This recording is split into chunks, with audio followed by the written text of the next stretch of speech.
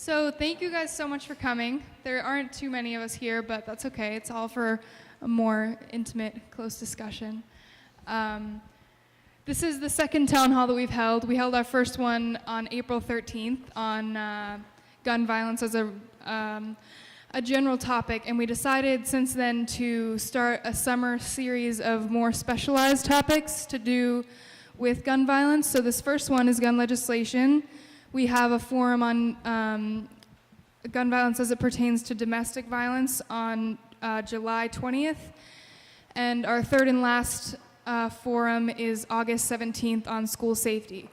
So I'm going to hand this off to our student moderators, Ava Camo and Liz Siegfried, who are going to introduce our panelists and get us started for today.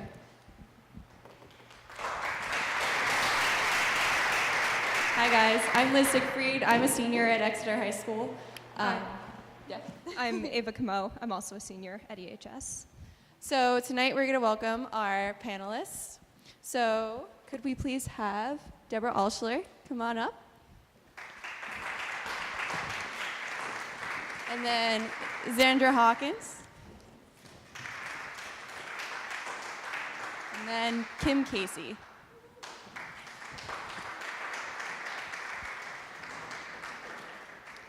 So, and we may have another member join us later. So, and pretty much just some ground rules tonight are no heckling, just to be respectful, no booing. Bathrooms are right around the corner. If you have a question, we have question slips that are available in the back, and we are handing them out. If you need one, just raise your hand, or if you have one filled out, just raise your hand. Anything else? Yeah, one of our volunteers back there will come and collect them. Yeah. So could we please have the representative from Senator Maggie Hassan's office, please? Thank you.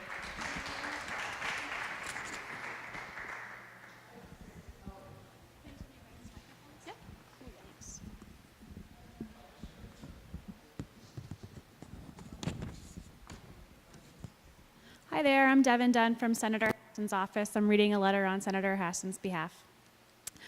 Dear friends, I regret that I cannot be with you today, but thank you for standing up to demand action to combat gun violence.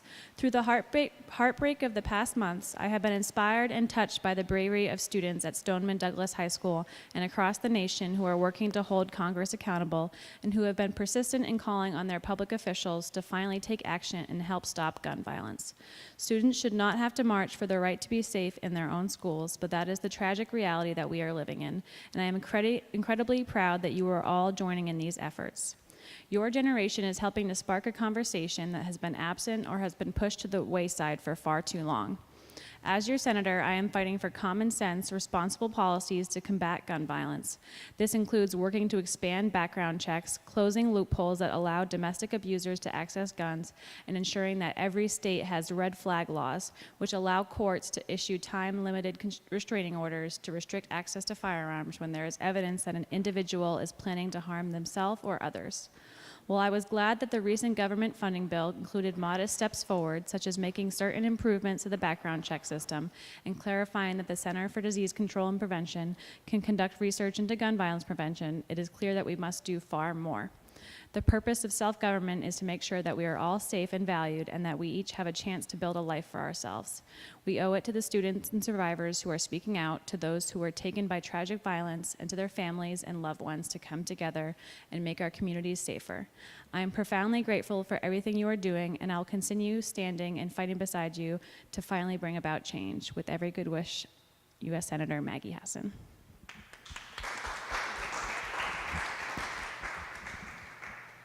Would the Representative Jean Shaheen please come to the stage?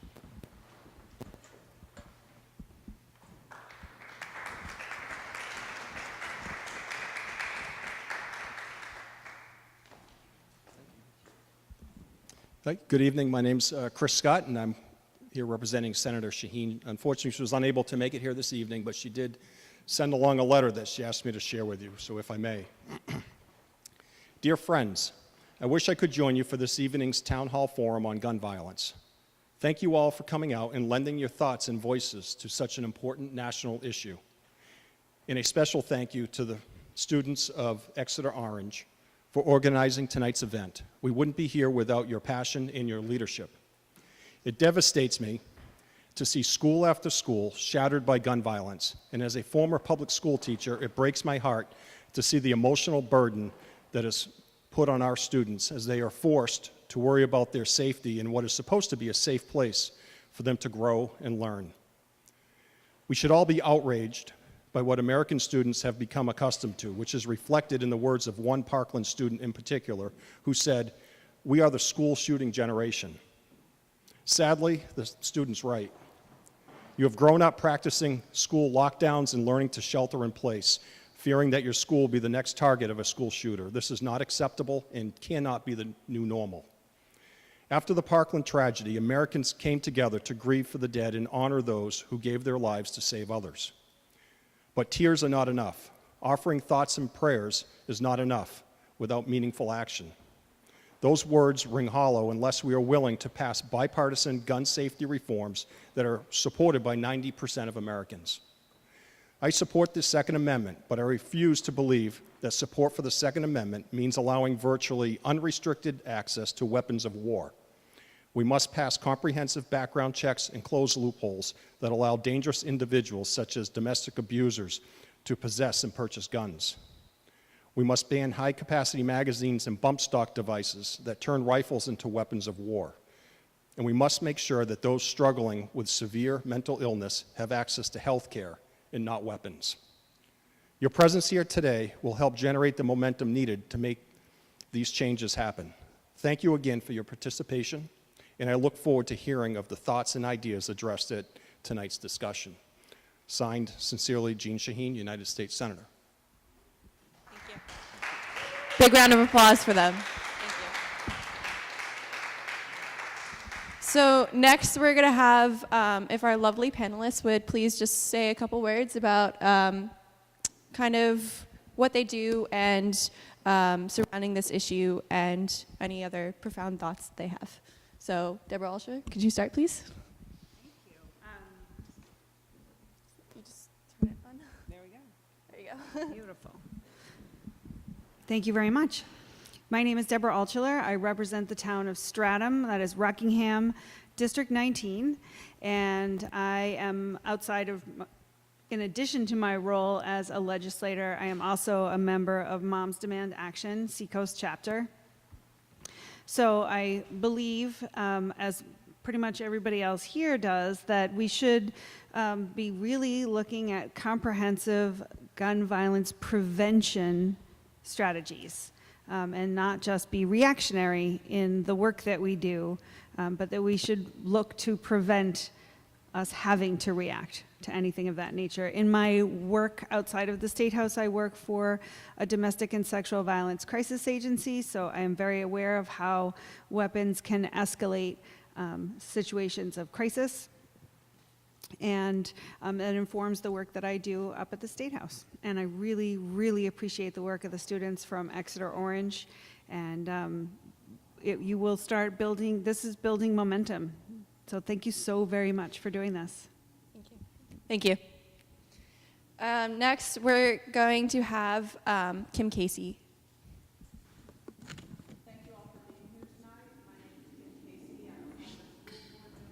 I don't think that's on. Sorry. I'll turn yours on. Yeah. Thanks. Did y'all hear me? Okay. Hi, my name is Kim Casey. I'm a member, I was previously a member of the Exeter Regional Cooperative School Board, and for 4 terms I was a state representative in Concord. I'm here tonight because I'm concerned about gun safety, and I have had a long history, particularly after having spent 9 years on the school board, of understanding how difficult it is to make a school a fortress. And it seems to me that it doesn't make a lot of sense that we should have to be doing that when I think sensible gun laws would help us a lot to have to avoid making children prisoners in their schools. I've also spent a lot of time in the State House working on legislation and understanding that people on both sides of this issue are very passionate about it, as am I about it, and that unless we think of a way to try and help ourselves be able to talk to each other, I don't know if we're going to be able to bridge a gap. So my goal is to learn about ways to promulgate a message of less gun culture, less gun violence in a way that people can hear and not feel threatened by, and see if we can get further on with that, because it doesn't seem the way we're doing it right now seems to be working very well. Thank you. And next, could we please have Sandra Hawkins? Hi, thank you all for being here. My name is Andrew Rice Hawkins. I'm the Executive Director of Granite State Progress. For those of you who don't know our organization, we serve as the Progressive Research and Communications Hub in New Hampshire, and we lift up our partner organizations across labor, environment, healthcare policy, reproductive rights, and other issues. One of the roles we play in the state is to act as a messenger of last resort on issues that don't have a voice around them. And in 2009, about a year after we had started our organization, we were up at the State House and we noticed there were a lot of public safety bills that just didn't have public safety advocates on them. There were a lot of attempts to roll back the laws that we had in place and to make firearms accessible to anyone, anywhere, at any time, and we were very concerned about that. And so starting in 2009, our organization started to work to bring law enforcement, public safety advocates, survivors of gun violence, family members of victims of gun violence up to the State House to talk about what the impact of those potential laws could be, and to present a different view in the media and in the public discourse. In 2013, after the Sandy Hook shooting at the end of 2012, our organization moved from a reactive stance to taking proactive measures to try to not only defend against bad public policy that was being introduced, but actually to start to introduce legislation of our own. And in 2014, our organization was part of an effort to introduce universal background checks in New Hampshire, which was the first piece of proactive gun violence prevention legislation that had had a really robust campaign on it since the Brady Act had gone into effect and New Hampshire had passed its first version of background checks in 1999. I'll tell you personally, I'm an advocate for gun violence prevention since I was in high school as well. When I was 17 years old, it was the same year as Columbine, and while I was getting ready for tennis districts and the prom, my classmates just a few states over were getting gunned down in their classrooms. And it's been quite a few years since. We are actually just about 20 years out from that tragedy, and here we are still talking about guns in our schools and situations. Now, I'm going to provide a little bit of glimmer of some good news. We have been building public support around this issue, and as we all know in this room, 9 out of 10 Granite Staters and 9 out of 10 Americans support common sense gun violence prevention measures like expanded background checks. We also have seen not just Democratic legislators, but also Republican governors in states right around us, actually, Massachusetts and Vermont being two of them, passing legislation that would improve public safety laws. And so while we have obviously seen an increase in shootings and an increase in gun violence in our community over the last couple of decades, we have also seen states start to take more proactive measures. And I think as we continue to grow and as this groundswell of support continues to strengthen and people come out on a Friday night to an event like this, I do think that we're going to make the progress we need, and we're seeing it in other states, and we actually saw it here this year when we were able to defeat a bill that would have forced guns onto college campuses, as well as stop some other bad public safety legislation. Obviously, we still have gaps, and we'll talk a little bit more about that as we go through some things around gun-free schools, which we actually do not have in New Hampshire. I'd be happy to talk a little bit more about that. But that's a little bit about our background. For the last 5 years, our office has coordinated the New Hampshire Gun Violence Prevention Coalition, which is community leaders, law enforcement, faith, medical, teachers, parents, students who've come together to try to work on the legislation at the state and federal level. We've run bird dogging efforts on folks like U.S. Senator Kelly Ayotte after she voted against 9 out of 10 grant staters support background checks. And we're in touch with a lot of the national organizations that also provide support and work very closely with Moms Demand Action here in the state as well. Thank you, guys. Thank you all. So before we start with some audience questions, me and Ava just have a question for anyone who would like to answer. So first I'll go. So to anyone, how do we make a bipartisan bill that will have support and be effective? So I'll say that in 2014, when we put the background checks bill in at the State House, I'm going to tell you the truth, and that's that we didn't have all the support of either party.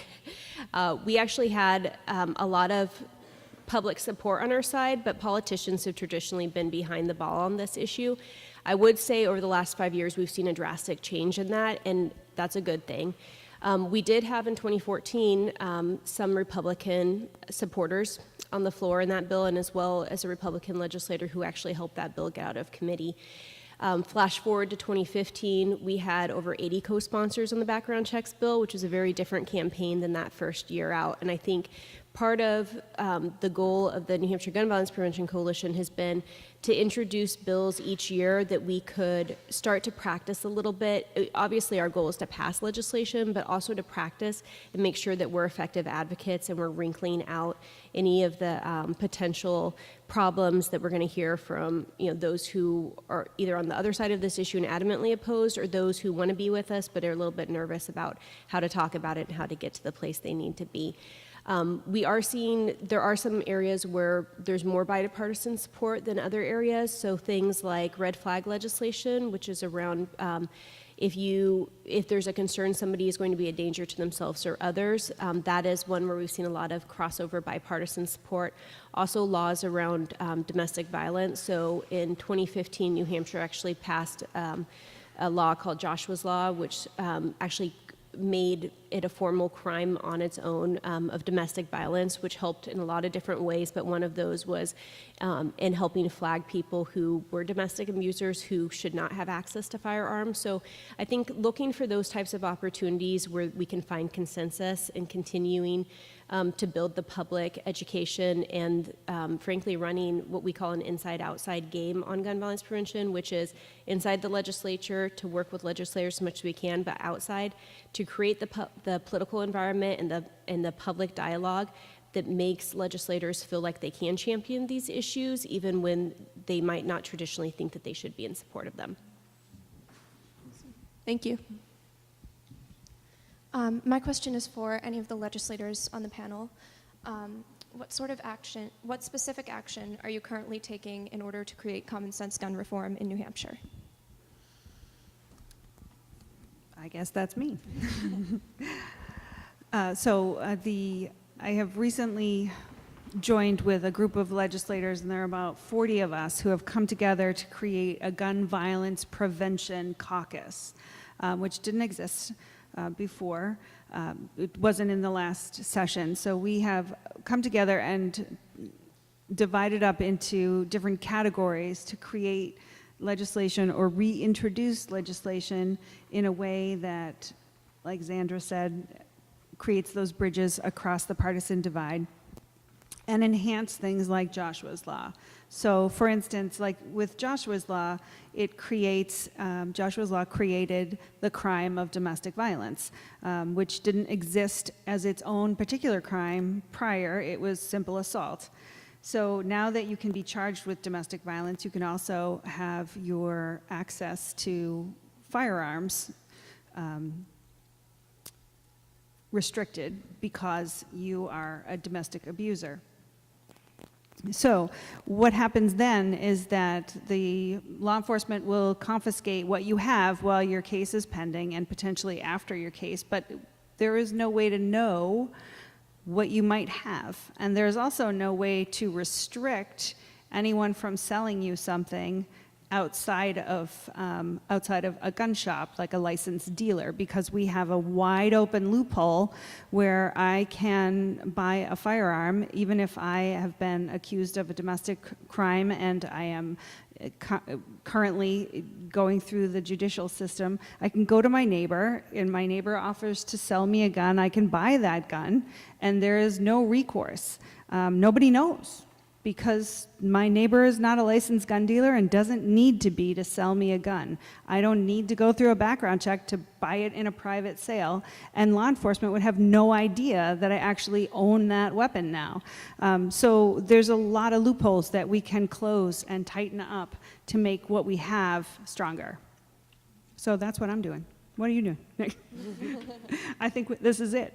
So getting on board and letting your legislators know that you would like to tighten up those loopholes is really, really helpful to those of us in Concord, so that we can say, I think you got some calls from your constituents, or I think that you got the same emails I got, that people would like to tighten up the transfer of weapons loopholes. So that would be really helpful. Awesome. Thank you, guys. You're welcome. So now we would like to have questions from the audience. So, Ava? Okay. So, That's a lot. yeah, Okay. we have a whole bunch. So the first one we're going to do is for anyone on the panel from a student. So many school shooters seem to be graduates or current students of the places they choose to shoot. What action do you think can be taken to prevent kids or teenagers from gaining access to a gun legally purchased by their parents?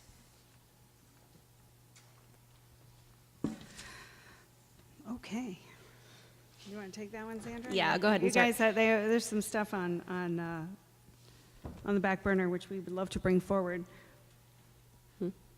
Okay, so I'll just say one of the things about the Sandy Hook shooting is that the community there has decided that one of their focuses post that tragedy would be to focus on more school resource officers, mental health services, early identification. I do want to put a little caution as I say that, because we want to be careful not to scapegoat the mental health community in this, and a lot of these shootings aren't related to that. But for younger shooters, that is something that we frequently has been a concern. And so Sandy Hook Promise and other communities like that, that is one of the ways that they have approached that. I do think that in that situation, as well as many others, like that mother knew that her son, that there were some concerns about her son, and she still made firearms accessible to him. Now, obviously, in that particular situation, she also lost her life. But in other situations, one of the things we can do is to make parents have liability if they leave firearms out. During 2011, 2012, there's actually a bill at the state level in New Hampshire that unfortunately passed that removed the liability from somebody if their gun was stolen or taken and commissioned in a crime.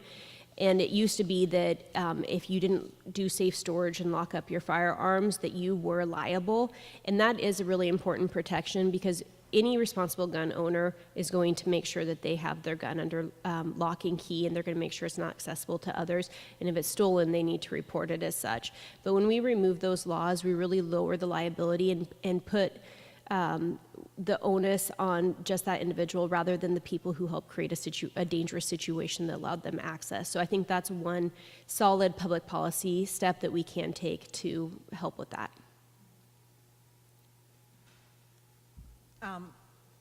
I've been thinking a lot about what to say tonight that hasn't been said, and it's impossible.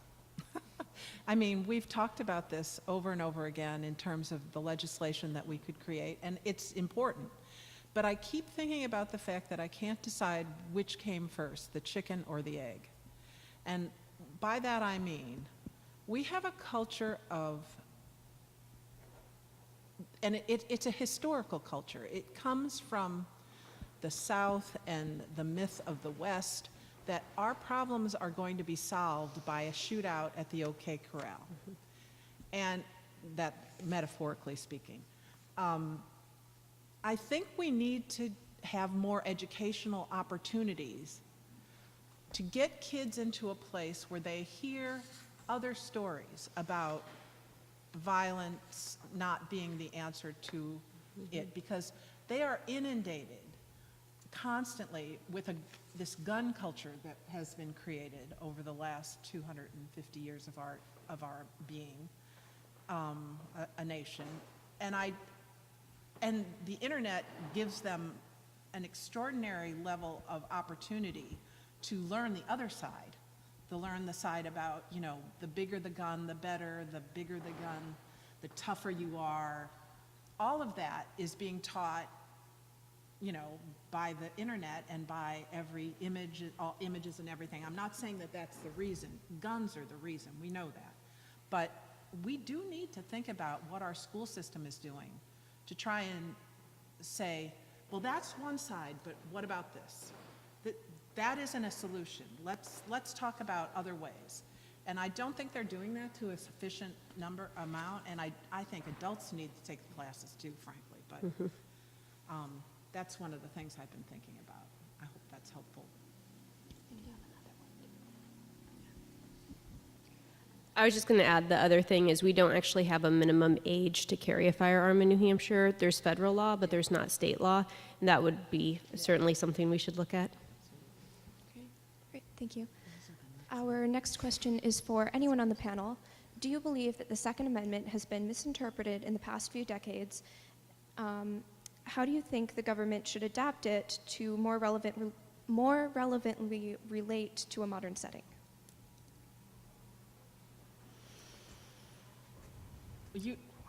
I don't know if everybody knows the history of the Second Amendment and how we got it when the Founding Fathers were working on bringing all of the different groups together to try and become a nation.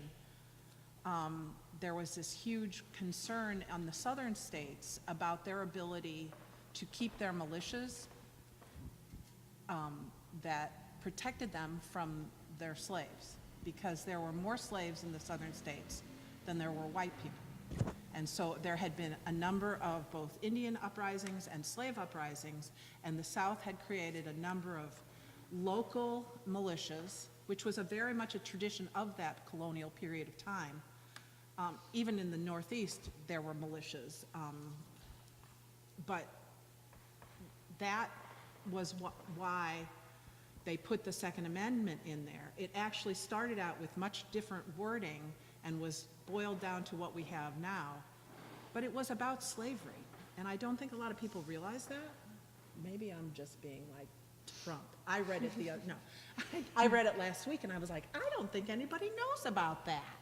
But maybe everybody does. I don't know. But it seems like we need to be talking about that more, because everybody seems to think it's an individual right, and it really, I don't think it ever started out being an individual right at all. It was a militia. It was militia-driven. I would add, too, there's a lot of justices who've written personal as well as advisory opinions or court rulings on this that talk about the use of a well-regulated militia and whether or not our forefathers actually meant it to be for an individual right to bear arms or for a well-regulated militia. But the tone around firearms ownership has drastically changed over time. Actually, concealed carry laws. So, just last year, New Hampshire repealed its concealed carry licensing requirement, which used to mean that police chiefs or selectmen or other folks in town, you had to go and apply for a concealed carry license, and you had to both be not a prohibited person, so not a felon, domestic abuser, somebody else who was prohibited from owning firearms, but you also had to be somebody of a quote-unquote suitable character, and that was a really important protection that allowed police chiefs, for example, if they knew you had been in several bar fights or you were suspected domestic abuser or things of that nature that wouldn't necessarily have barred you from ownership, but they knew you were at a heightened risk to use your firearm in a reckless and dangerous manner, they could deny you that license. And you had a right to appeal if you felt like you were unfairly treated. But in the history of the concealed carry license in New Hampshire, which had been in place for nearly 100 years by the time it was repealed, there have been very few instances of anybody of appealing it and actually having that overturned. Now, that concealed carry law, or the type of law, is actually one of the earliest firearms laws we have in our books in the country. They used to use it in the Wild West because, going back to the OK Corral, that actually was a problem in the Wild West about people carrying their firearms into town and settling disputes with firepower. And so they actually used to have laws in old Western towns that you couldn't conceal carry your weapon, and those over time were laws that we had in place. And then about 10, 15 years ago, the gun lobby started going state by state with some model legislation to repeal those laws so that people could not have to go through that permitting process. The other thing I'd say is that Justice Scalia, in the famous Heller decision, actually wrote that you cannot have guns just anywhere at any time for any reason, that there actually are some limitations, just like you can't, with free speech, you can't yell fire in a crowded theater. The same laws, the same kind of thought applies to all of our rights as U.S. citizens. And so there are certain times or places, and sensitive places, as the decision talks about, places like schools or healthcare facilities, other places like that, where it doesn't make sense to allow firearms into those areas. Yet we have seen, this continued march to try to, again, put guns anywhere at any place at any time. And then the last thing I'll say about this is that I think one of the things that for folks who aren't immersed in gun culture that you have to understand is that a lot of us tend to talk about the NRA or the gun lobby and the money that they put into trying to loosen firearms regulations. But the reality is a lot of NRA members, one, don't believe that. Public polling shows that a lot of them believe in common sense background checks and other measures. But also the NRA used to be like a sporting club. And actually if you go to social there's fish and game clubs all across New Hampshire, and it's a place where people who care about doing firearms practice or, enjoy hunting or fishing or things like that come together. And so it's always been more of a fellowship than this corporate entity that most of us who work on the policy side know it as. And I think one of the reasons you hear the NRA about having so many members is because of that social aspect and kind of the fellowship that is in those spaces. But over time, the NRA has developed into this behemoth that is really pushing to loosen firearms legislation, and they are seeing some ramifications from their membership from that, I would say. And again, the public polling shows that a lot of those NRA members actually do support the same things that many of you in this room probably support. But that's good context and history just about that organization and why it does have so many members.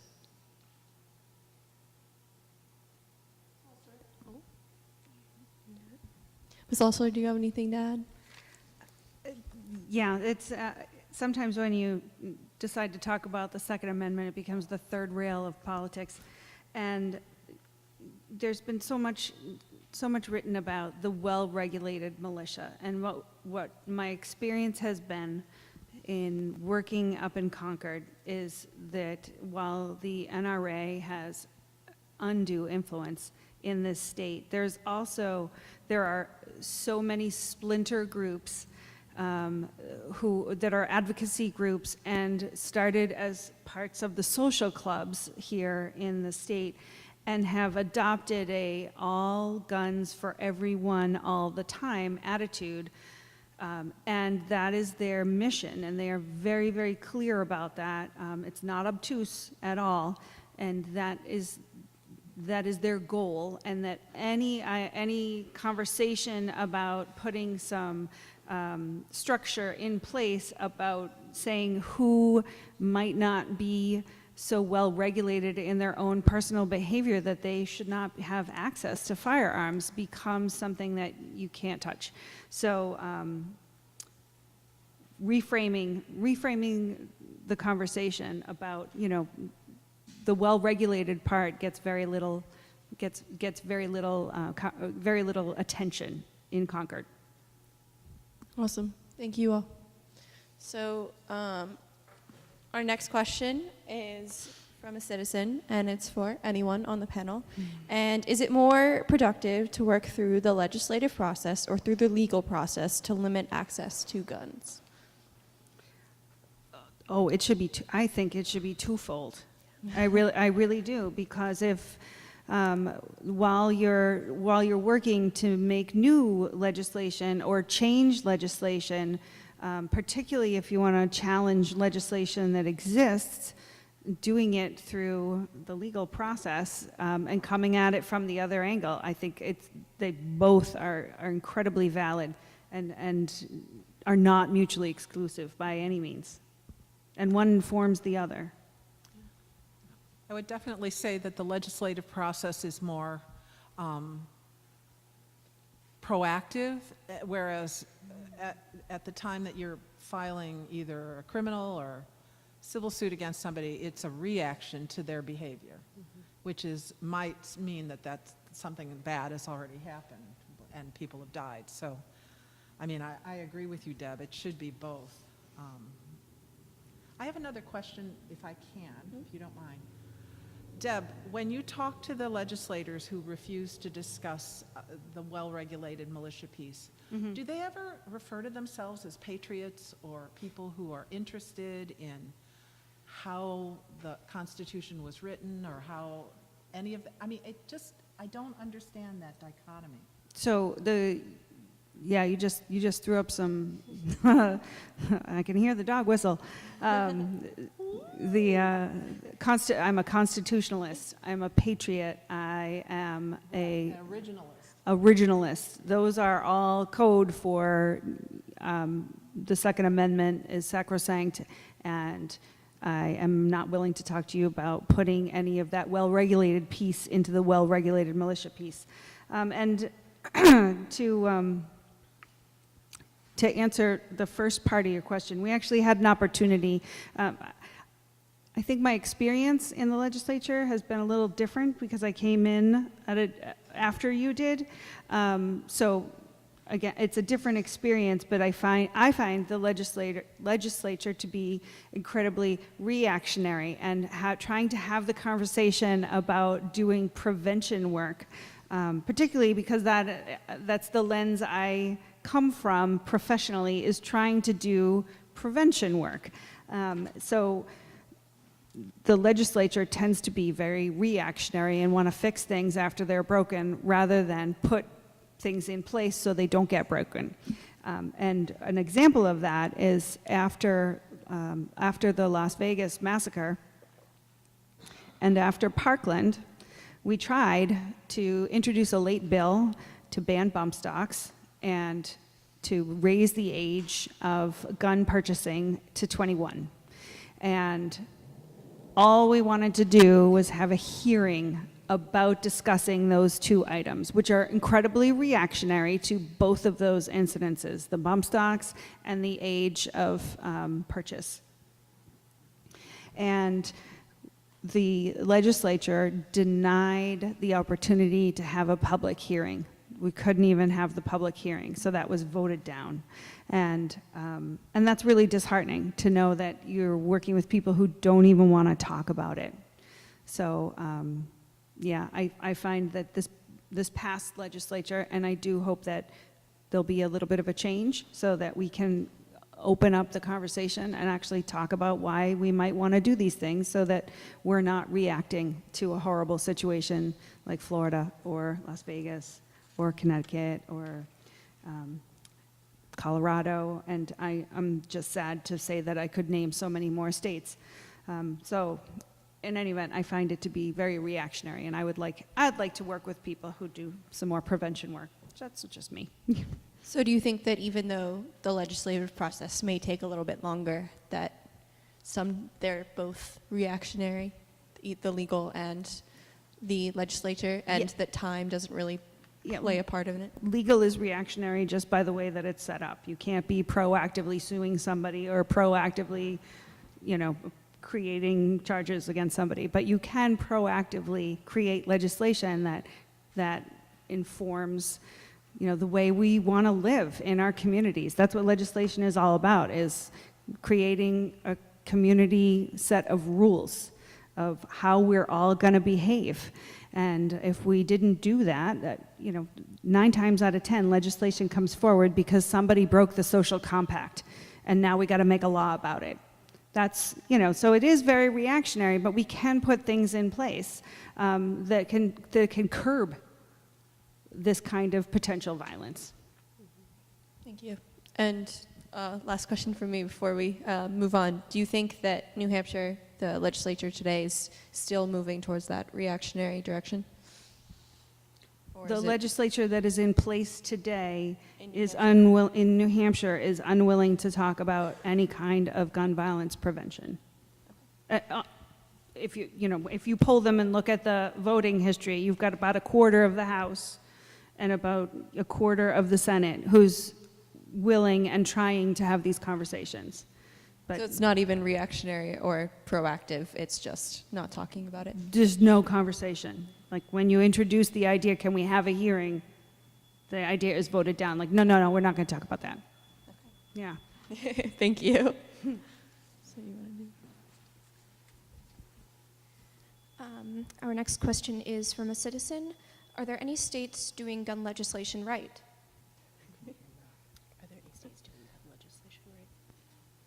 So I'll mention a couple. I mentioned earlier that Massachusetts and Vermont both passed packages this year. Florida as well. There's a couple of things that aren't as great about theirs, this continued thought down there about arming teachers. But the red flag legislation, Colorado has done a lot. So not only did they have Columbine, but they had a couple of the other mass shootings that we all heard about in the news. And one of the things that they did right after the Columbine shooting was to close background check loopholes, which with all the other policies that are being presented, I do want to just bring it back that is actually the number one thing that we can do to help prevent gun violence in our communities is to close the background check loopholes. And I think a lot of us know what that means, but I'm just going to spell it out to be sure. So right now, because you'll hear if you say to somebody who, is opposed to having any strengthening of our public safety laws, they'll say right now you do have to get a background check. It's only true if you go to a federally licensed dealer, and they have to do a background check every time, regardless if they're at a gun show or if they're at their own shop or whatever it may be. But between private sellers, it varies state by state. In New Hampshire, all you have to do is be quote unquote personally known to somebody. So I met somebody here on my way in, and now we're personally known, and you can come out to my car and buy my firearm for me.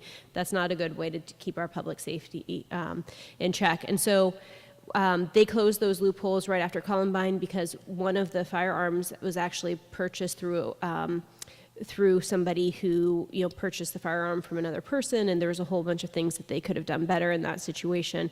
But I think looking around the other states, the other things we've seen, again, some of the pieces around domestic violence, having an opportunity for the not just the red flag legislation, but also to have temporary removal of firearms in situations. That's also a good policy that we could look at that other states have looked at as well.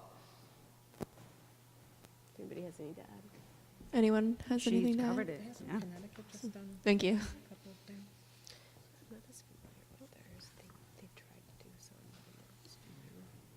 Do you have something to add?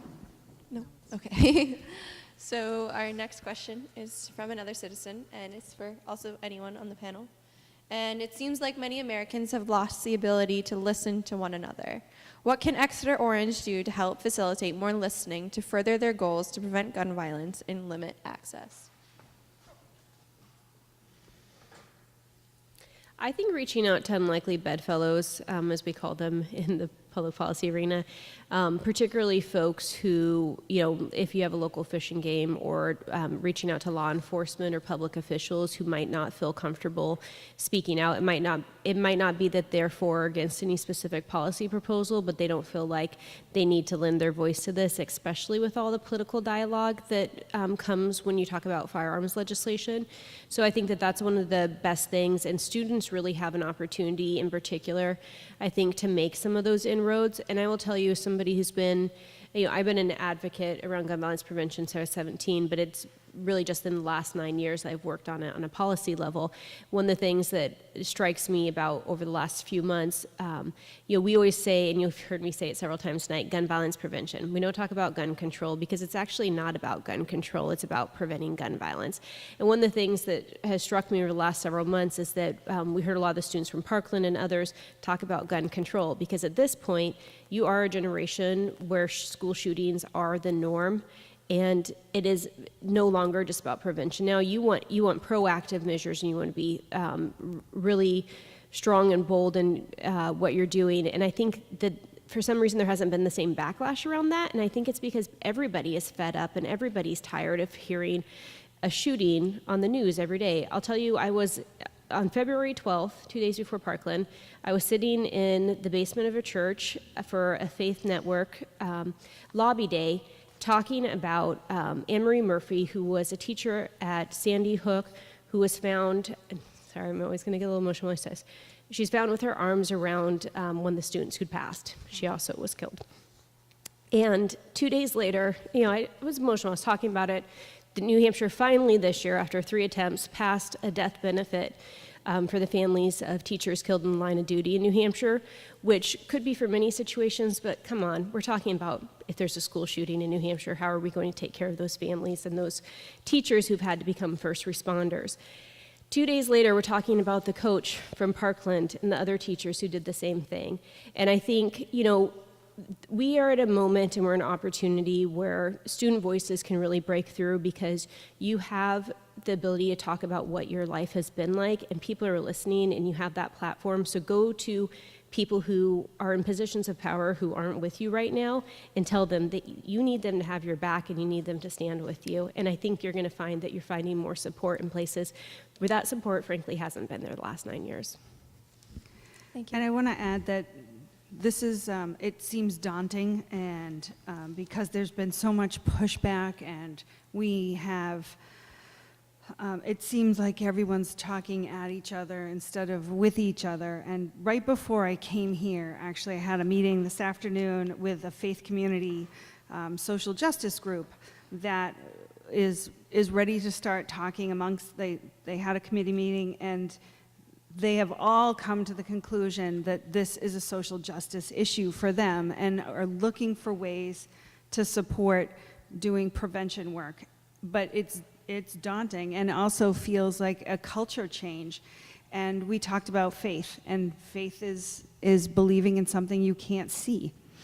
And the faith that the mothers who started Mothers Against Drunk Driving had to know that drunk driving was doing none of us any good, and it was a gamble every time we did that, and we all changed the culture, and it started with a particular group, and those were the moms.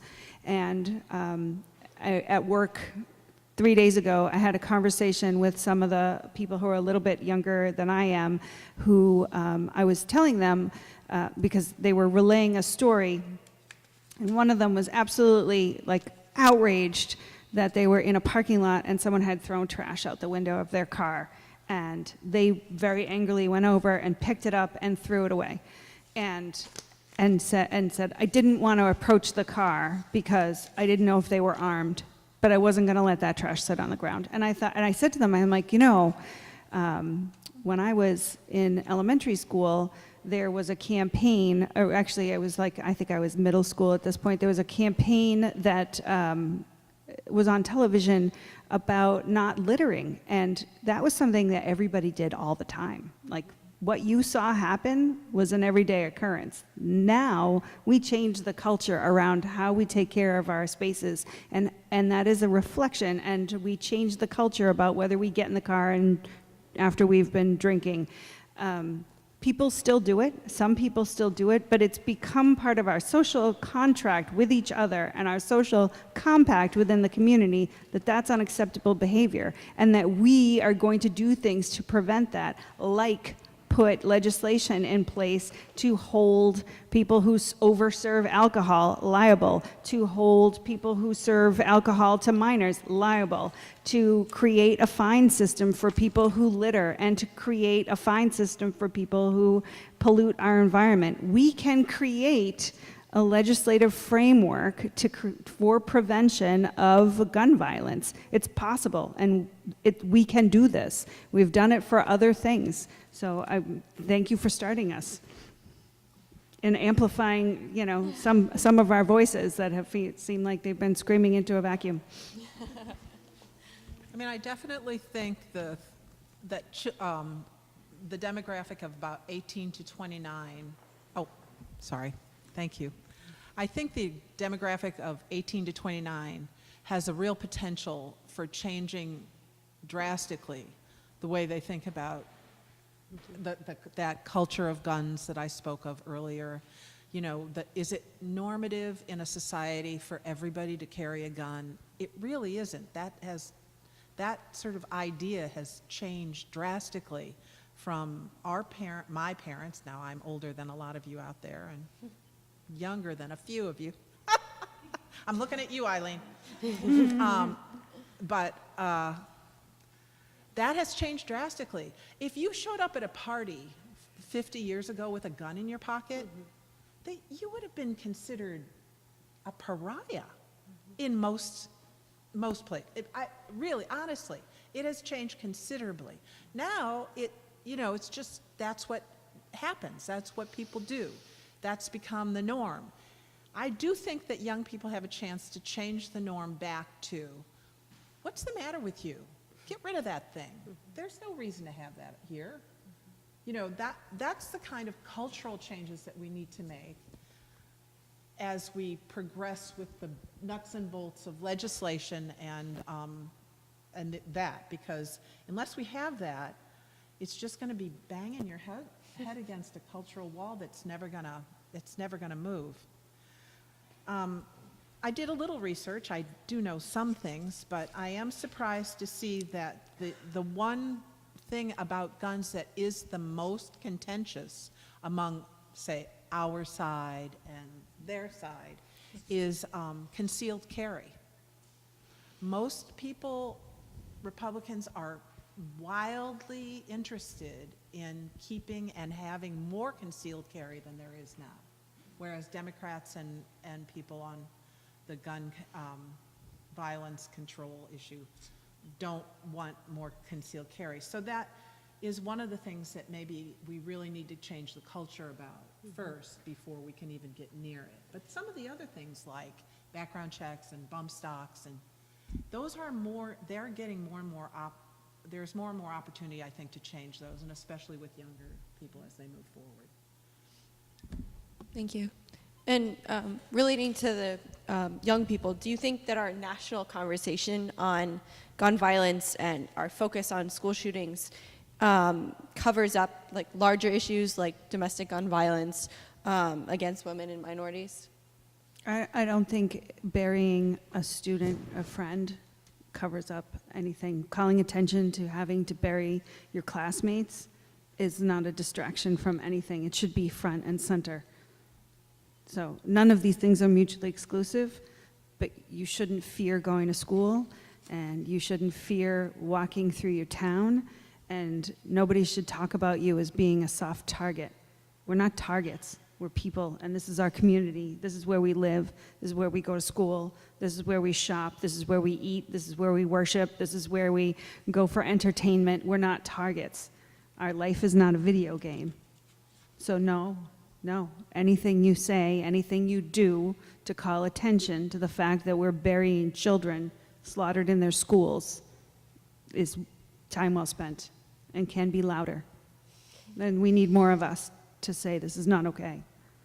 And I would just add to that, I think one of the things that, I agree with everything Representative Altshuler just said. I think one of the things that has been so wonderful about how the student movement has developed over the last few months is that you are conscious and recognize that there are other situations where gun violence comes into play. I know the Parkland students have been very rightly praised for bringing media attention to communities of color that have traditionally faced gun violence, or the students who haven't had the national platform because maybe they've lost 4, 5, 6 classmates, but it hasn't been in one mass shooting. And so I do think that one of the things that is so great about how your generation is handling this terrible situation you've been forced to be in, to be leaders on this issue at such a young age, is that you are being intersectional and being aware of using your voice to leverage all of the issues. Thank you. Our next question, couldn't we privately fund a buyback program where guns are donated to police for training? I missed the last part of that question, sorry. Couldn't we privately fund a buyback program where the guns are donated to police for training? It's an interesting concept. In New Hampshire, the community can't do buyback. There's a state law that we have a law prohibits. again. I guess we could repeal that law, and that would be a start, but we also have a law against destruction of firearms. So Could you explain that law just a little bit? you can't destroy firearms. So firearms that are confiscated or are made part of, that are part of a, a criminal investigation or are confiscated from somebody who is incarcerated, law enforcement is actually prohibited from destroying those firearms. This actually came up at the State House, just thinking about conversations touching on firearms. The situation's come up a couple times at the State House in recent years. One, we had a couple of police departments ask the legislature to change that law because they frankly had a large inventory of firearms. And they also had some community members who were coming to them, say somebody passed away in the family and they had a stock of firearms and this individual didn't, wasn't somebody who used firearms and didn't want to keep them in the house and they weren't sure what to do with them. And so there are, unique situations like that. Then also really awful situations. Somebody's murdered with a firearm in our community and that firearm continues to be around and the family knows that, and that's caused some additional stress and pain on those family members who have specifically asked police departments to destroy that gun or that firearm or to make sure it's out of circulation, and they haven't been able to do that. But to the part about privately funding, it's an interesting idea. I do think that there's probably other efforts that I would put my energy to a little bit more, just because I think it's, the reality is the gun manufacturers make money by putting more guns in circulation. So taking some out just provides more opportunity for them to put more in and drive up their sales. So I'd rather have, focus a little bit more right now on making sure people who are dangerous individuals don't have easy access to firearms, and improving things like, going back to concealed carry laws. Some of the other states have put in, as part of their concealed carry or even their open carry laws, places like Alaska, you can't carry a firearm concealed or open in an establishment that serves alcohol. Great law, great law. A lot of states have it. New Hampshire does not have it. And there's a bar in Manchester that has an open carry night. Where they actively invite people to open carry their firearms. And so those are some policies that we've tried to talk about, having certain places in our community where firearms shouldn't be allowed. Other good references from other states, sporting venues over 5,000 where you're mixing high emotions, probably not a great place for a firearm. Healthcare facilities, other places like schools, College campuses. churches, other places like that. And then the other thing is that a lot of other states have done training requirements. So, somebody asked earlier what states are doing this right.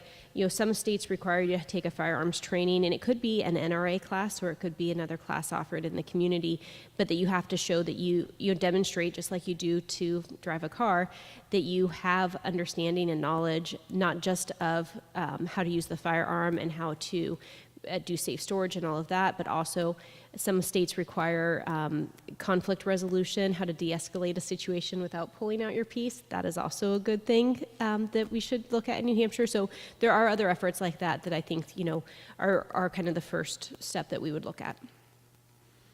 I mean, I think attendant with that question is a question of money, and certainly the NRA has got that handled very well. I mean, it just seems to me that they are like experts beyond all understanding on how to raise money. Every time something comes up, they're out there promoting more guns to be purchased because their main way of making money is by the gun manufacturers, supporting them. Mm-hmm. I'm wondering if there would be a way to sort of extract money from gun licenses in order to provide funding for education classes or extracting money for buyback programs, which can be successful, particularly in urban Very areas. successful. And yes, exactly. So I'm just thinking outside the, I think money's a big piece of it, and we're not addressing a lot of that tonight. Well, we probably will. We've got plenty more time. And I like licensing fees to go for educational classes. Yeah, I think that would be an excellent use.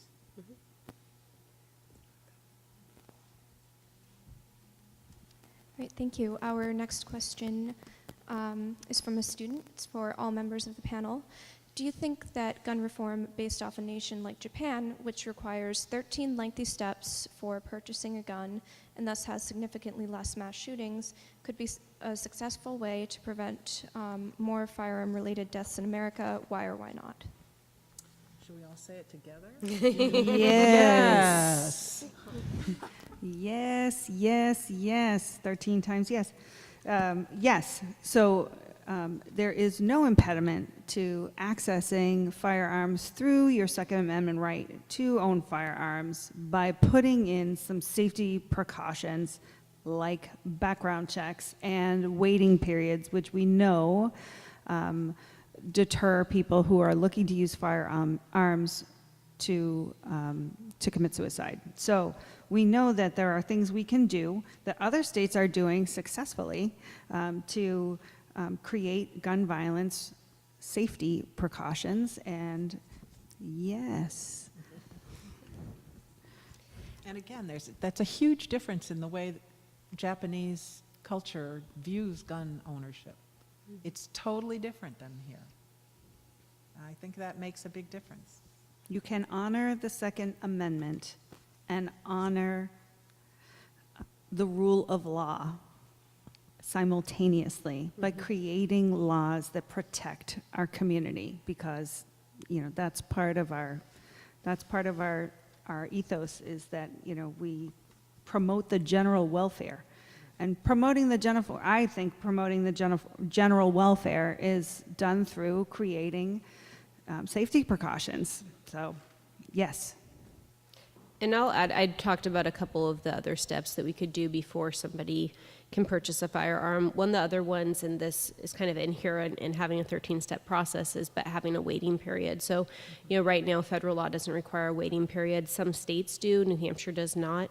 But those are important for a couple of reasons. One, if somebody's upset or in a conflict, it provides a cooling off period where they can't just act on impulse.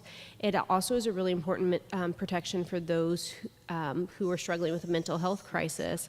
And I will say that the gun stores here, a lot of them actually have recognized this problem. There's a voluntary effort.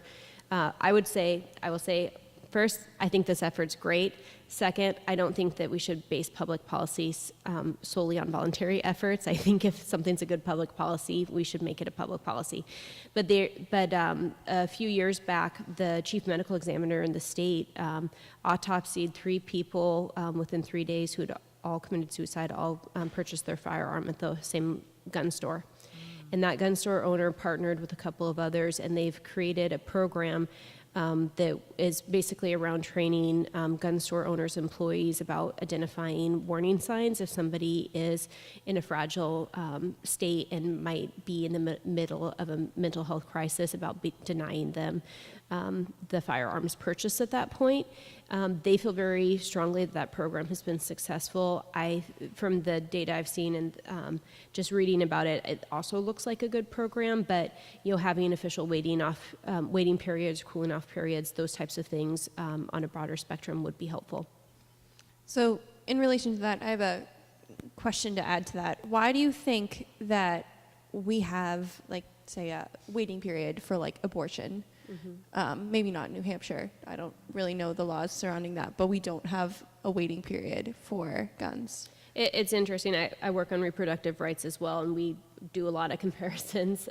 There is no waiting period in New Hampshire and other states, but they have tried to introduce that. In fact, they tried to introduce one this session.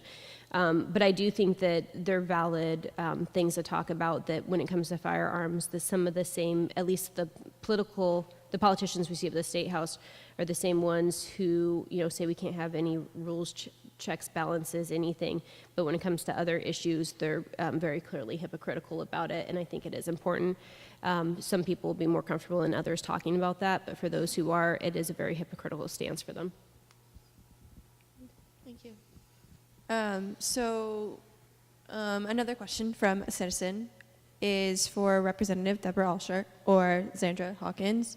So what gun violence issue, assault weapon, bump stock, excessive magazine bans do you see as having best chance of success in New Hampshire? Mm-hmm. So, can you name those ones again? So, assault weapon, bump stock, excessive magazine bans, and I think it just says any gun violence issue, just in general. Those are just a few examples.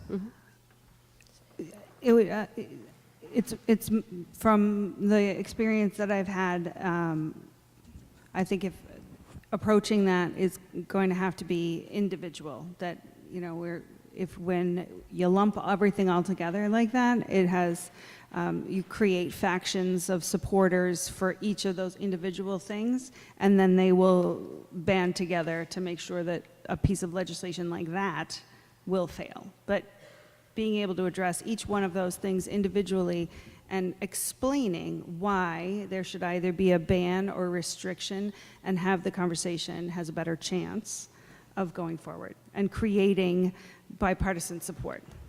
So from like those three specifically, which one do you see as an individual would do better in the House? So assault weapon, bump stock, or excessive magazine? With the current House, none of them. So None of them? none of them, because we've gone down that road Yeah. just this past session, and none of that was successful. So we're about to enter election season, and there's an opportunity to turn over the House and turn over the Senate and have a new group of people. And if this is for, you know, for these things to come up, to have a conversation, can we talk about banning bump stocks? Can we bring that forward? You have to have people who will actually have that conversation.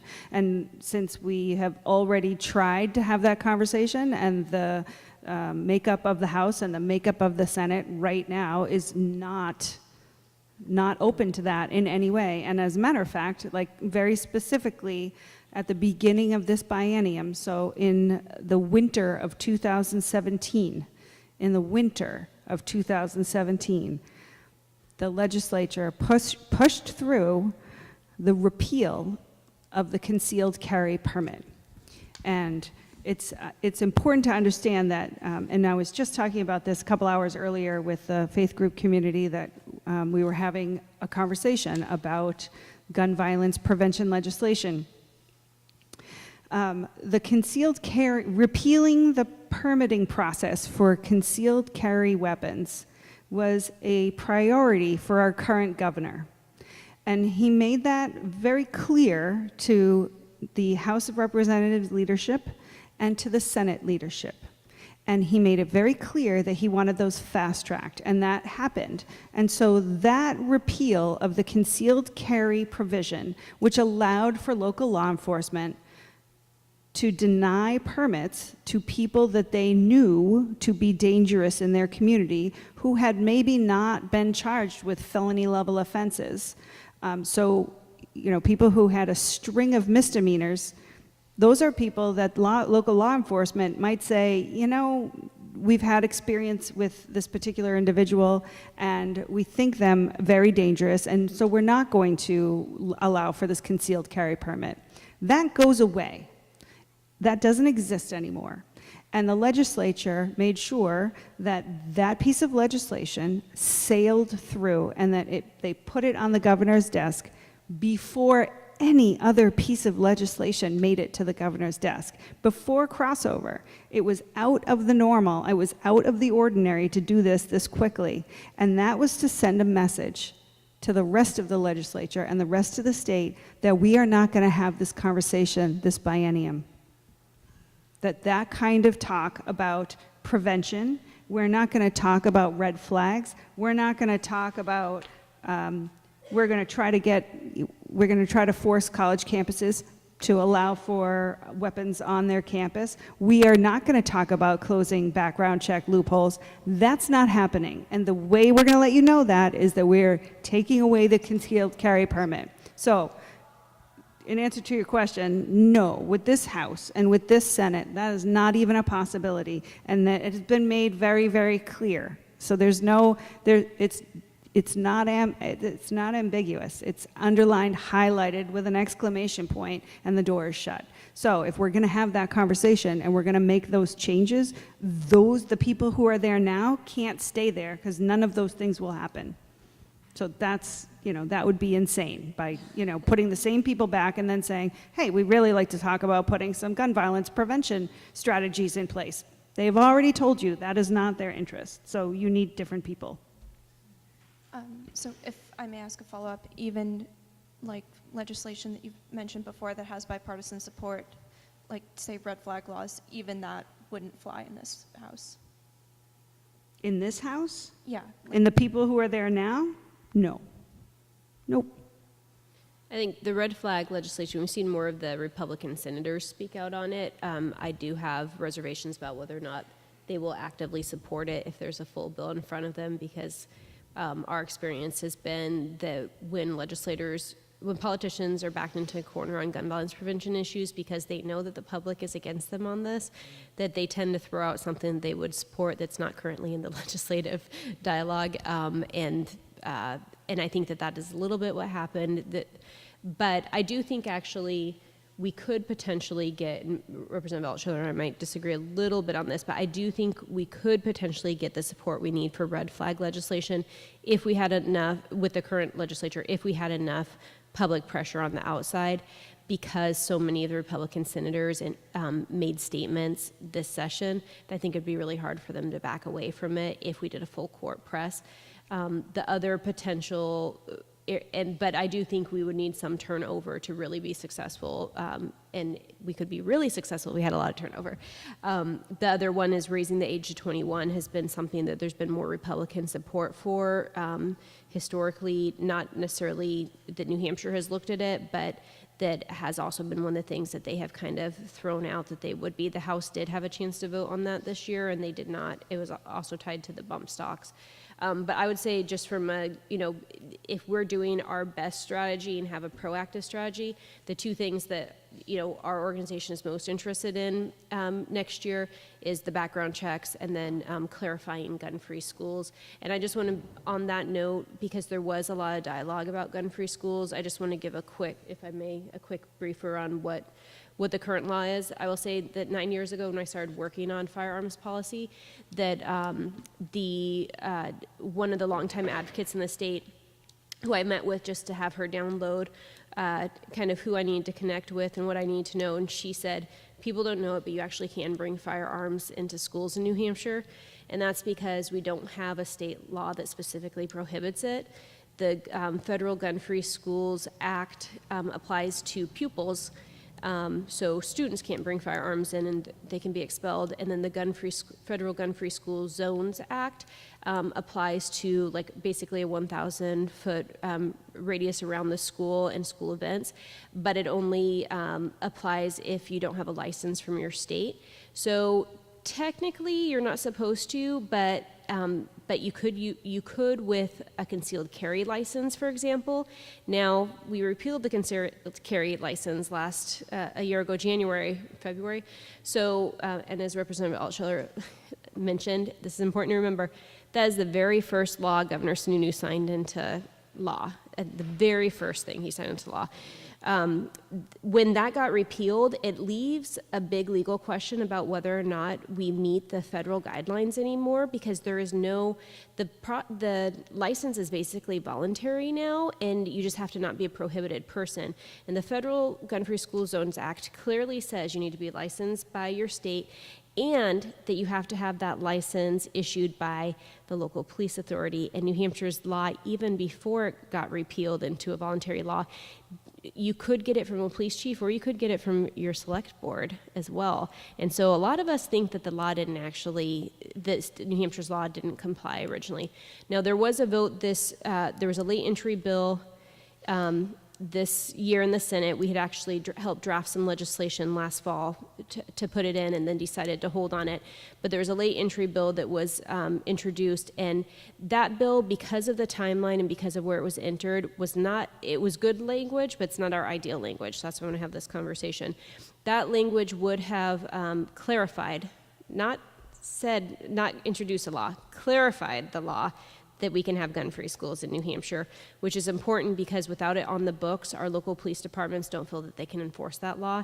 If a school is concerned, they have to call the federal ATF agent, who, we have one for the region. So it's important we have that law on the books to clarify. But what the legislation, because of the timeline and process this spring, would have left it up to local school districts to decide. We actually do not support that as the best policy. We think that you shouldn't have a school in one community and the next school over where students might have to face firearms in their hallways and the next one is protected. We want it to be a statewide law, and it is very important that we talk about it that way. I will also say, having worked in opposition to the gun lobby up in Concord, they are a small group.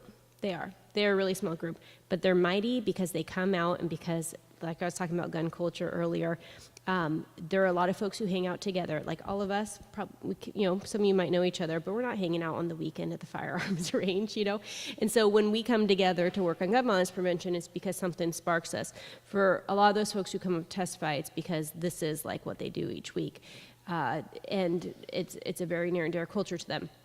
So they will go to each of those communities and they will challenge it. And we will lose in a lot of communities because we're not going to be able to build, even though public support's on our side, we're just not going to be able to have the turnout effort that they will. So for lots of different reasons, it's important for us to have a statewide law. And so I would ask people, when you talk about gun-free schools in New Hampshire, one, to make sure people in your community know that currently the Governor Sununu and his Attorney General say you can have guns in our elementary and high schools, it's cool. And also that the federal law says something different, and we need to work on that. We are working on a legal strategy as well as legislative for anybody who would like to get involved on that. Xander, can I ask you a question as a former school board member? Do school boards set policy about guns on campuses? So that's actually how this situation came up. So the gun lobby had always, similar to what I was saying, there'd always kind of been this gray area about whether or not you could bring guns into schools in New Hampshire. After the concealed carry law got repealed, a lot of the gun groups started to proactively say you can bring guns onto schools now. And in fact, one of the firearms ranges just a couple months ago hosted an informational session for a Know Your Rights about carrying firearms in elementary schools. So in response, a couple school districts had longstanding policies that they started to talk about more, and a couple of other school districts implemented policies. And then what happened is some of the, a couple of gun owners started to go around and challenge those, and the Attorney General, we believe erroneously, and as some of the lawyers I like say, he's just another lawyer, he's just got a fancier title. Attorney Generals are not the law. So he said that they couldn't have those laws on the books because New Hampshire's a home rule state, and so the state actually had preemptively said that you could not have that municipalities and political subdivisions could not adopt regulations around firearms. Now, that is very much in conflict with the federal law again, but that is kind of how we got to the situation we're in right now. Okay, thank you. And I would like to bring it back to something that both you and Representative Altschuler were kind of talking about. So we have all of the information of the voting of our representatives and senators in Concord, but why do you think that, is it now with all the shootings that have happened, is it now because of Parkland, is it now because the students have risen that we are suddenly so aware of our constituents are so separated from who we actually elected last cycle? Or do you think it's just kind of what always happens? And I'm going to say, and I brought this, and I didn't mean to have it out here the whole time, so sorry about that, but I brought this sign, the We Are Newtown sign, with me because it's a sign that somebody brought to a rally we did in 2013 outside of U.S. Senator Kelly Ayotte's office. And I will say, I believe that part of the reason she lost her reelection was because she voted against 9 out of 10 of her Granite Staters support universal background checks. And this sign has traveled the state with us for the last 5 years, going to lots of different rallies. And the reason I put it out here is because I think one of the things that we're really hopeful about the momentum right now is that we're not going to forget, we're not going to rest. And there are a lot of folks in this room and elsewhere who've continued to work on gun violence prevention day in and day out. But I will say that the attention span in America is short. And I think part of the reason people picked up on Parkland is because we had already had so many school shootings and so many mass tragedies already by mid-February that we reached a tipping point. But, you know, if we don't keep up the drumbeat, if we don't keep doing events like this, if we're not doing the March on Our Senators that students planned earlier this spring, if we're not going out and canvassing, like we've done a couple of accountability canvasses on gun violence prevention in Merrimack 23 already and have some others planned, then we are just going to be back in this place 5 years from now. And so I carry this sign with me because to me it is, we are Newtown, we are Columbine, we are Parkland, we are Virginia Tech, we're a mall, we're a theater, we're a school, we're a concert, we're a street. We are a country of mass shootings unless we choose not to be, and we cannot lose that momentum. We have to hold our politicians' feet to the fire and not forget, and not let them forget that we remember. Do you have anything to add, Representative Alsler? Sure. Every time this happens, I think more people recognize themselves and recognize their children and their best friend and their cousin. And the more real it gets, the better opportunity we have to amplify our voices and to make the prevention of this our motivation instead of the reaction. Like, I don't want to go to a vigil here in New Hampshire. I really don't. None of us do. And that's why we're all here, and that's why you guys are there, and you're going to be at the convention tomorrow, and you're canvassing, and you're wearing shirts, and you're creating social media, because we don't want to do that. And we shouldn't have to do that. It's not necessary to make change. Thank you.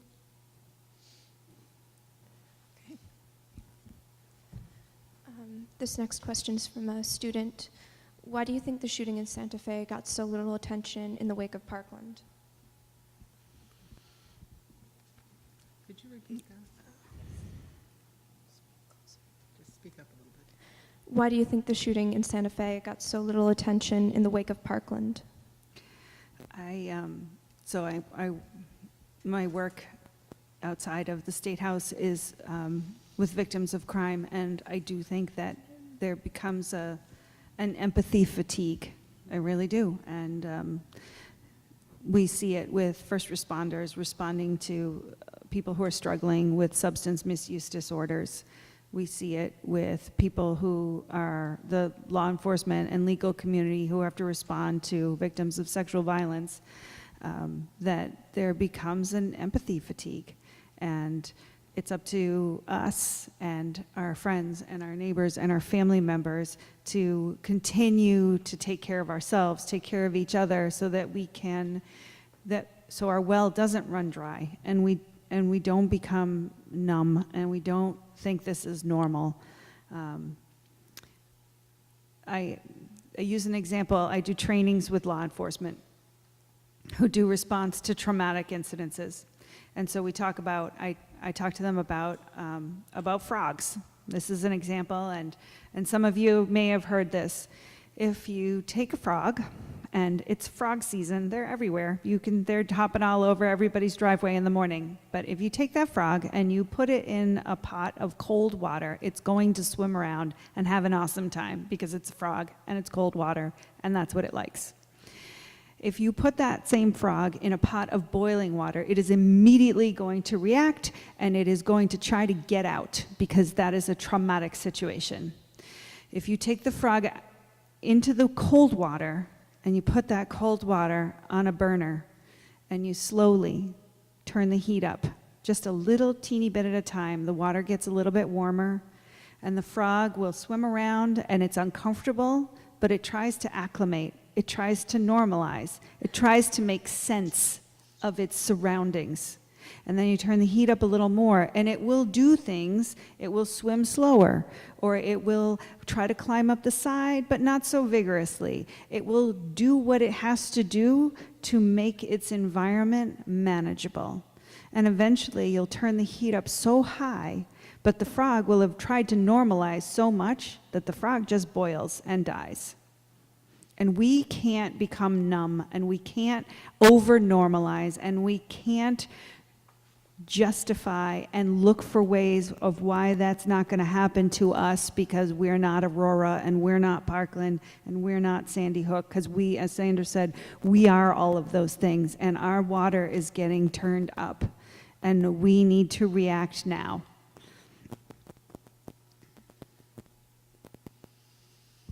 Thank you. Eva?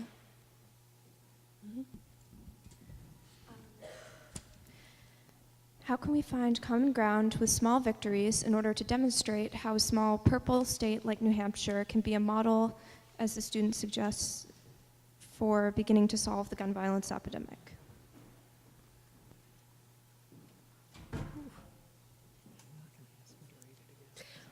Well, I'm gonna tell kind of a funny story about the election in 2014 that it's related to this a little bit off, but I think is a good example.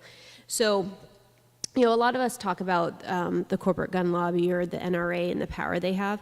The reality is that they actually don't have a lot of power in New Hampshire. Like, they can turn out a lot of people at the State House, and that's one of the things that all of us in this room need to confront by making sure that we're providing public testimony and going up and showing our faces and being visible in the media. But in 2014, when we did our first background checks bill, and if you remember at the beginning of this, I said we didn't have all the Democrats. We didn't have many Republicans, but we also didn't have all the Democrats. And part of that was because people were afraid about the political blowback, because it was still really new. We were only a year and a half out from Newtown, and while a lot of us think of that as like a turning point in political dialogue on this issue, the reality is politicians really weren't there yet. And we also had a couple of the gun lobby groups in New Hampshire said that anybody who voted for background checks, that they were going to go out and they were either going to primary them or they were going to defeat them in the election. Now, when it rolled around to election time, and we had done our research in our office and had told legislators this, the reality is there's not a lot of donations from the gun lobby at the local level. So one thing we can do is make donations to good candidates, because they're not actually getting a lot of money from the NRA. In fact, at that time, the person in the state who'd received the most money from the NRA was a $1,000 donation that Democratic Governor John Lynch had received. Not because he voted with them, but it was, for them, it was, you know, shelling out some money and being hopeful. But that's how little they invested in New Hampshire. And despite all their promises and all their threats, and they were able to make a couple of legislators cow to them. When it came to the election, they only were able to put out mailers in 3 districts. They did not talk about firearms policy. They talked about taxes, because they knew that the public was against them, that they couldn't talk about background checks, because 9 out of 10 Granite Staters support background checks, and so they couldn't talk about that.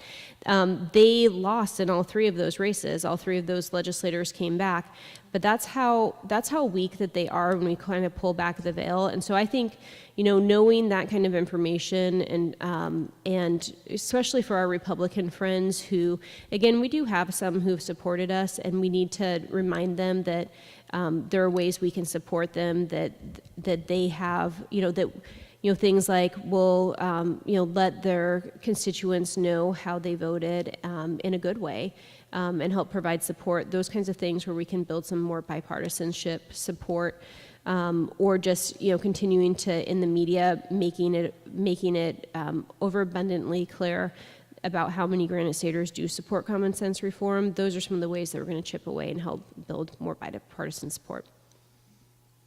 So when talking about those like donations and things, in the long run, do you think that overturning Citizens United versus FEC would help our cause by preventing corporations like the NRA from influencing gun legislation? Absolutely. Yes. Yes. Yeah.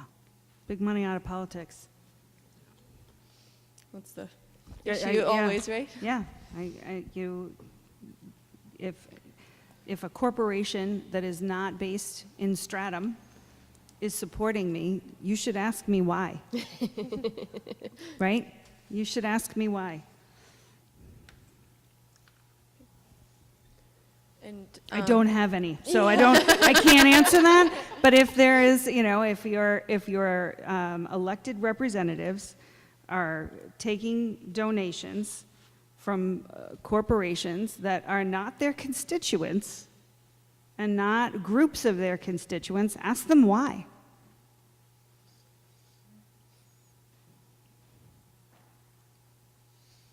And how do we get people that are hesitant to like support or that do support these issues? Like, how do we get them to address gun violence prevention publicly in their general campaigns? Ask them. Ask them publicly, actually. Like, go to these things and ask them. Go to your candidates' nights at the libraries and at the town halls and ask them. And it doesn't have to be your town. Go to the next town over, because it's a large group in the House of Representatives and the Senate. And if they're going to go up and represent their town, they're also representing everyone around them too. Ask them and look at their voting records.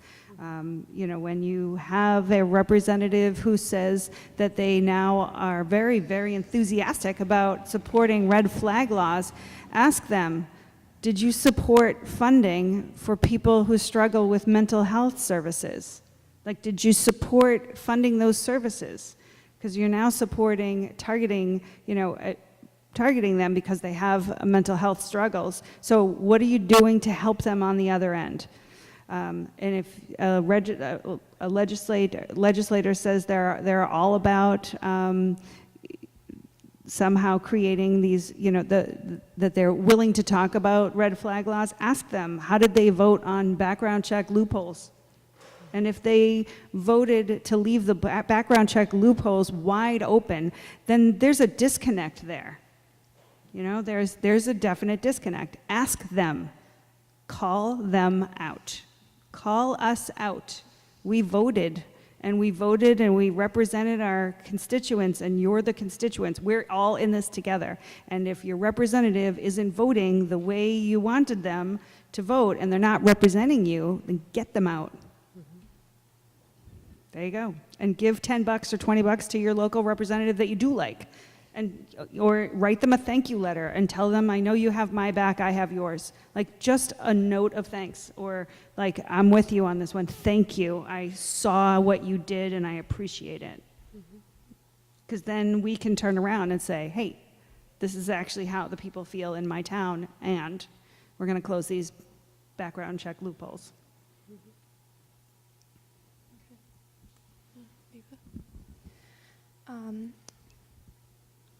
Even when bump stocks are banned, dangerous people are not legally allowed to conceal carry, there are still so many bump stocks out there. What do you think could be done about this once we get there? Ooh, maybe we can ban them first. I'd like to get there first, and talk about repealing the ban on destruction of firearms and paraphernalia. So that would, and accessories. So that's And I can say what some of the other countries have done is that they've had those. They haven't been buyback, but they've been basically community turn-in days. We do for some of the federal laws we've had in place over the past that have put prohibitions on certain type of firearms, like assault weapons, or other things like that. There was a grandfathered period, so if you had a firearm based before a certain date, there's manufactured before a certain date, or you owned it before a certain date, you could continue to have it. And so that the hope was that eventually they'd be out of circulation. But other countries have actually had people turn those types of firearms in and just made it illegal for anybody to own it going forward. Yeah, I don't think this is a quick process. It wasn't a quick process to get where we are. And it's not going to be a quick process to get out of it. I think there's going to be incremental steps that we take. And one of them, I think one of the important ones that that I think has changed is the research that's now going to be done on gun violence in terms of a public health concern, which was not allowed to be done, as you know, I'm sure. And so once we start getting some research numbers in and there's data to be provided, and we start incrementally making some of these changes that we need to make, it's going to take a while after that. And certainly we don't want to end up driving guns underground. we really want to do, I think there might be something to be said for incrementality, because if that's not a word, you didn't hear it from me. Because I think that if we, you know, if we jump, like, let's just pretend there's a blue wave in 2018. Thank you. What year is it? I mean, I think that is, we need to be careful and think, because about how far we go. You don't want this sort of legislative swing back and forth from the left to the right. That just doesn't do anybody any good in the long run. It really, I think incremental changes are, people get used to it, and okay, this isn't so bad. They move forward, rather than reacting and going, like, driving it back in the other direction again. That's, at least that's been my experience in the legislature. We're careful and we're. So an audience member had a question that if you could change one thing to address the problem of gun violence, what would it be? And apparently a police chief was asked a citizen the question, but there isn't just one thing, right? There's never just one thing. The tapestry of things. Yeah, there's no one fix. There's no one thing that's going to change everything. We have to be realistic that it's a number of things. We didn't get here through one action. We got here through a series of actions. So we got to take a series of actions and be patient about moving that forward.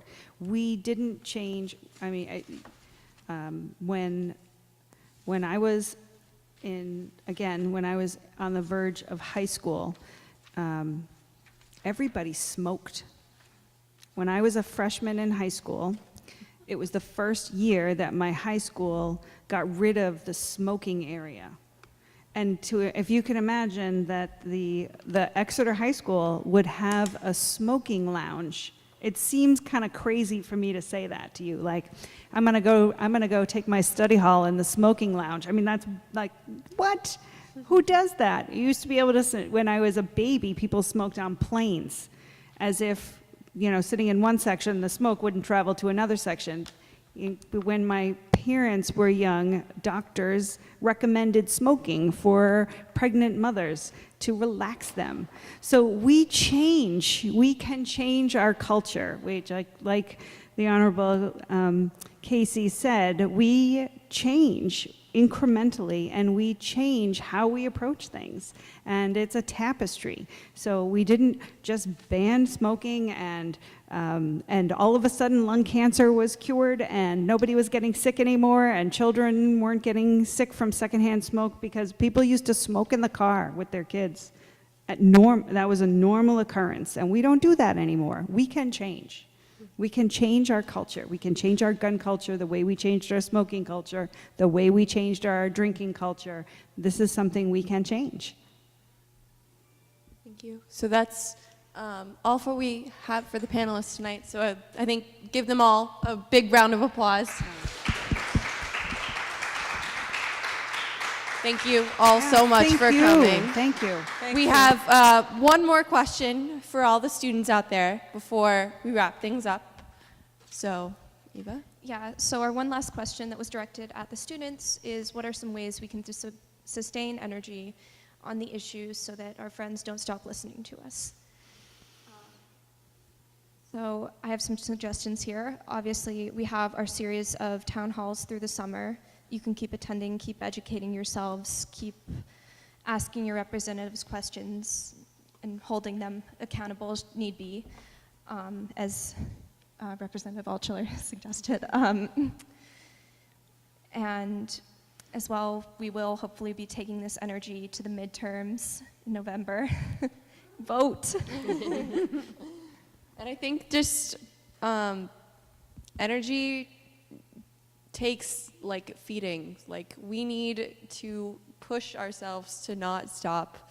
Like we were talking about earlier, we can't just stop with one. We need to keep going. We need to listen. We have these so people listen. We don't need to fight as much as we want to. We need to listen, and energy will be sustained through listening and not fighting. I think that's the best way to put it. So, yeah. So thank you guys. Thank you. Ava?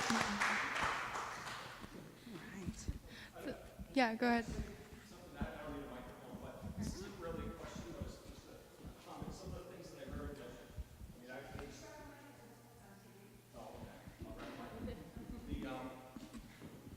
And as you notice, I wasn't leaving till the end of this. And in the senator's letter, I mean, she means what's in there.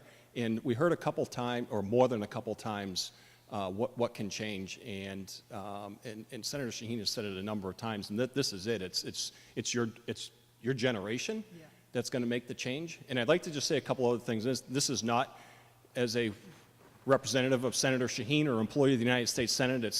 It's a statement of a Canterbury resident who happens to be in Exeter on a Friday night and the parent of 2 daughters. We talk about the well-regulated militia, and I was listening to that earlier, and I've certainly heard it a lot. And a little bit about my background, Chris Scott's background, is I retired from the state police. There was a time period in the middle of my career where I was the commander of the permits and licensing unit. So you may be familiar that that's the unit that gives gun permits to thousands of out-of-staters, right? And that's also the unit that approves every pistol permit, or not pistol permit, but handgun purchase in the state. And again, this is not on behalf of Senator Shaheen, okay? But this is what you're doing is really special here. I'm here to tell you there are. If somebody tells you differently, I'm here to tell you there are hundreds and hundreds and hundreds of denials every year through the pistol permit license, right?